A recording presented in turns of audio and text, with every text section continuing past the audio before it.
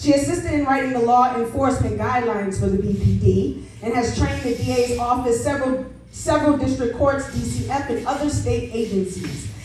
Shaplaie is a fervent advocate of serving the marginalized communities within the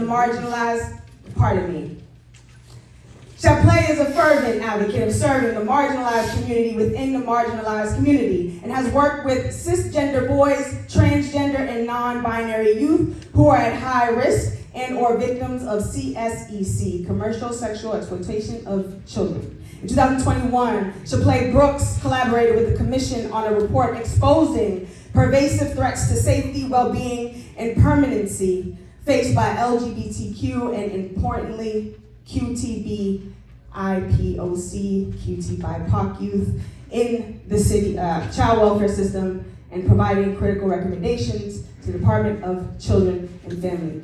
I apologize, Ms. Brooks. Can y'all give it up one time for Ms. Brooks? Let me get a picture in bio. Give it up one time. Come on one time. Good. I feel no way.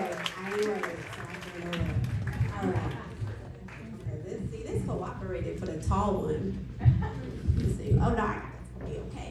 Well, as my fearless leader, Craig, said, I am a PK, so hopefully I can bring a little spirit to the engagement.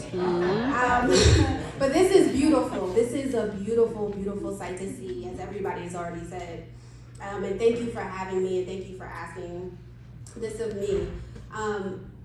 We are gathered here to celebrate Boston's Black, queer, and trans history. Thank you, Kelly Santos and Lakeisha Spencer, for always curating spaces for us, by us, and for keeping it Black and beautiful.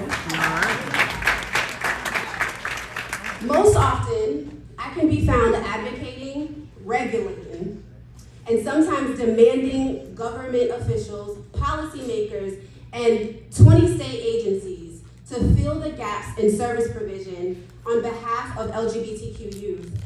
And then I always put an emphasis on QT BIPOC youth, which are our queer, trans, Black youth. And I do that knowing if we free the most marginalized person in the room, we will all be free. When I say that, I'm always asked, well, who's the most marginalized person in the room? And I want you all to go with me for just a second.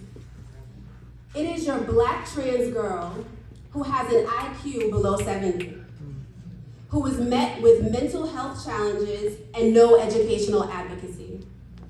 She's in DCF custody. The baby girl who thought she found someone who would love her and affirm her gender identity, and then quickly realized that her partner was her pimp. It is the same girl who only got away because she was being detained by DYS custody, or in DYS custody.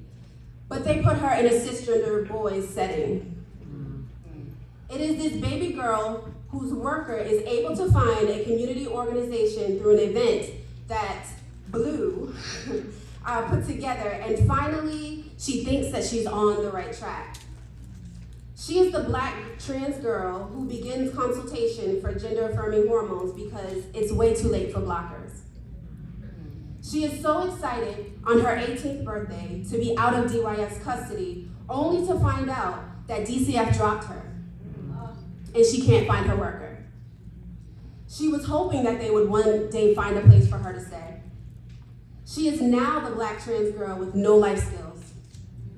She doesn't know how to get her birth certificate, let alone how to apply for a work visa, because while she's been in America since she was 1 year old, she is still considered an immigrant. She doesn't understand how to work these systems, but she does know how to make some quick money. She knows how to survive.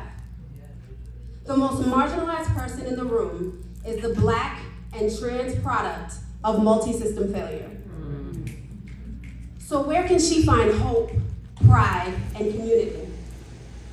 She comes to an event in the community because she met some guy on the street with the brightest smile and the warmest heart. He was serving food to Black trans women because, who knows, it was a Tuesday, because that's what he does. And he and this unsuspecting powerhouse of a woman, Miss Keisha, started speaking to her about her mental health.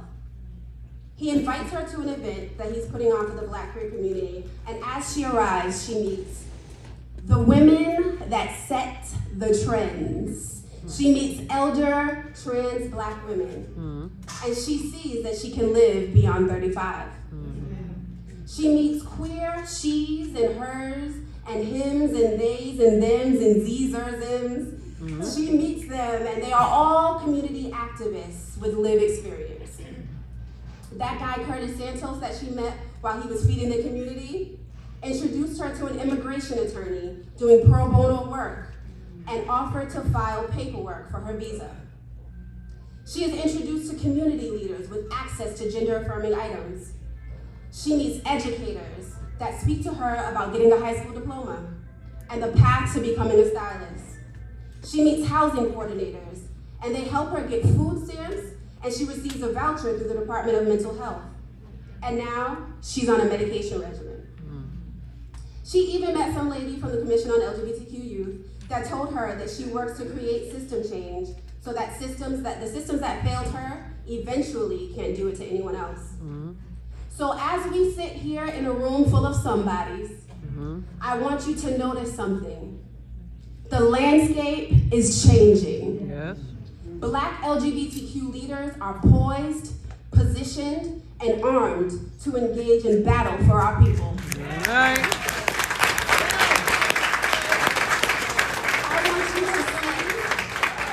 I want you to see the product of community activism. The ancestors that were so that we could be for someone that is coming behind you and me. I want you to see those with lived experience taking the community by storm and leading us into acts of righteous rebellion on behalf of the most marginalized person in this room.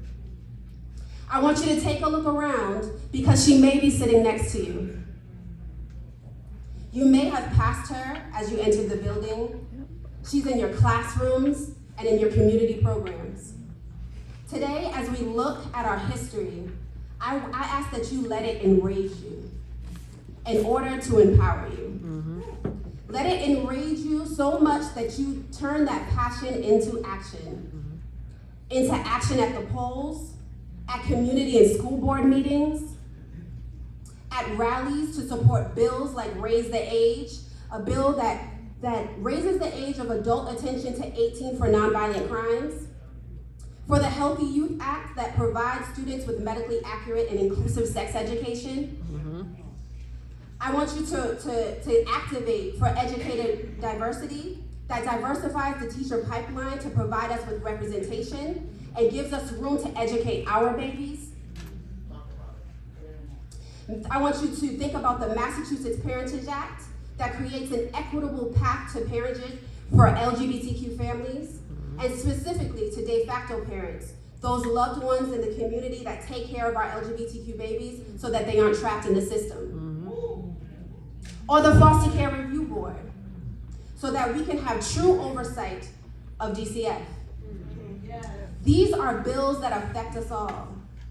And I want you to write letters, to call your elected officials, to call community leaders, to let them know that what you're experiencing in the community. And I ask that you even allow yourself to empower the people in your own community who are ignorant. Because sometimes that happens. Because we are all enraged. And we're enraged in the pursuit of, in the purest act of resistance.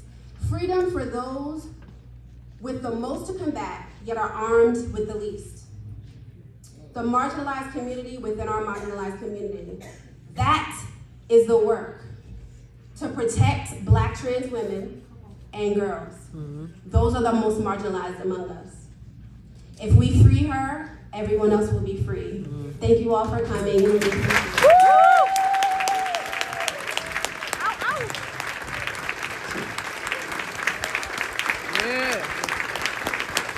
Shaplaie Brooks, y'all.